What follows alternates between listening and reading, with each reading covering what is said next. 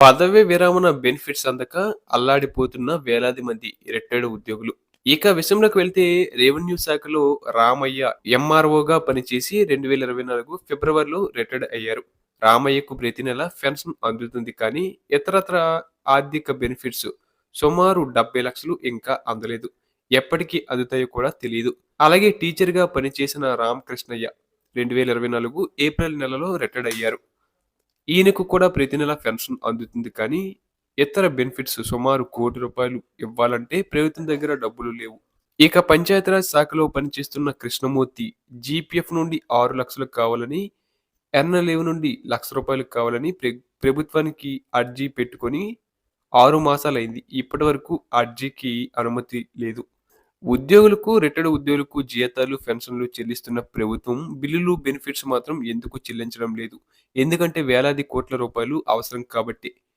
ప్రభుత్వ ఖజానాలో డబ్బు లేదు కాబట్టి ఉద్యోగులకు చెల్లించాల్సిన బిల్లులు, రిటైర్డ్ ఉద్యోగులకు చెల్లించాల్సిన బెనిఫిట్స్ అన్నిటినీ ప్రభుత్వం పెండింగ్‌లో పెట్టేసింది. మరి సమస్యకు పరిష్కారం ఏంటి? పరిష్కారం కనుచూపు మేరలో ఎక్కడా కనిపించడం లేదు. తమ పరిస్థితి ఏమిటో తెలియకే లక్షల మంది ఉద్యోగులు తలలు బాదుకుంటున్నారు.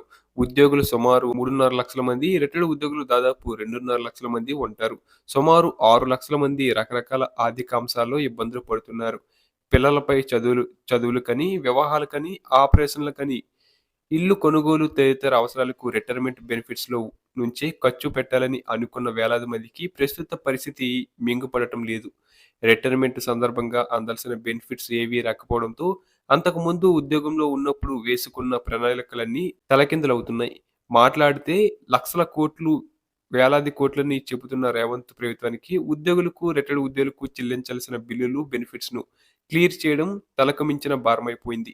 ఇక ప్రతి నెల ఉద్యోగులు రిటైర్డ్ అవుతూనే ఉంటారు. అలాగే ఉద్యోగులు ఏవో కారణాలతో జీపీఎఫ్, గ్రాట్యుటీ, ఎర్న్ లీవ్‌ను సరెండర్ చేసి డబ్బులు కావాలని అర్జీలు పెట్టుకుంటూనే ఉంటారు. ఉద్యోగులు అర్జీలు పెట్టుకోవడమే కానీ ప్రభుత్వం మాత్రం వీటిని క్లియర్ చేయడం లేదు. రిటైర్డ్ ఉద్యోగులు ప్రాణాల మీదకు వచ్చినప్పుడు ఆసుపత్రుల్లో ముందు ఖర్చులు పెట్టుకొని తర్వాత ప్రభుత్వానికి బిల్లులను రీయింబర్స్‌మెంట్ చేసుకోవాల్సిందే. అలాంటి మెడికల్ రీయింబర్స్‌మెంట్ లేదా ఉద్యోగుల ఆసుపత్రుల బిల్లులను కూడా ప్రభుత్వం క్లియర్ చేయలేకపోతుంది. 2023 డిసెంబర్ నుండి 2025 డిసెంబర్ మధ్యలో రిటైర్డ్ అయిన వాళ్ళకే బెనిఫిట్స్ సమస్యలంతా. ఇదే విషయంపై రిటైర్డ్ ఉద్యోగుల సంఘం రాష్ట్ర అధ్యక్షుడు గుంటకల్ల దామోదర్ రెడ్డి ఏమన్నారంటే 2023 డిసెంబర్ నుంచి ఇప్పటి వరకు సుమారు 20,000 మంది రిటైర్డ్ అయ్యుంటారని చెప్పారు. తెలంగాణ ఫెడరల్‌తో మాట్లాడుతూ ఉద్యోగులు 3,50,000 మంది, రిటైర్డ్ ఉద్యోగులు 2,86,000 మంది ఉన్నారు అని చెప్పారు. సమస్య అంతా 2023 డిసెంబర్ తర్వాత రిటైర్డ్ అయిన వాళ్ళకే అని అన్నారు. రిటైర్డ్ ఉద్యోగులకు ప్రభుత్వం చెల్లించాల్సిన బిల్లులు సుమారు 12,000 కోట్లు ఉంటుందని చెప్పారు.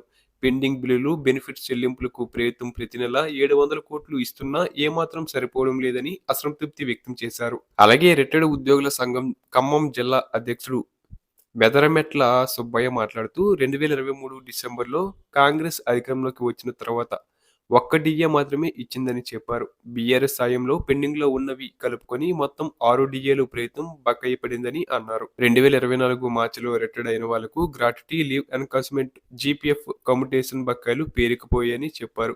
ఒక్కో ఉద్యోగికి సుమారు 80 లక్షల నుండి ₹1,00,00,000 వరకు బెనిఫిట్స్ పెండింగ్‌లో ఉన్నాయి అని వివరించారు. 6 మాసాల ముందే ఇచ్చేయాల్సిన జీపీఎఫ్, ఎర్న్ లీవ్‌ను కూడా ఇప్పటివరకు ప్రభుత్వం చెల్లించలేదు అని తీవ్ర అసంతృప్తి వ్యక్తం చేశారు.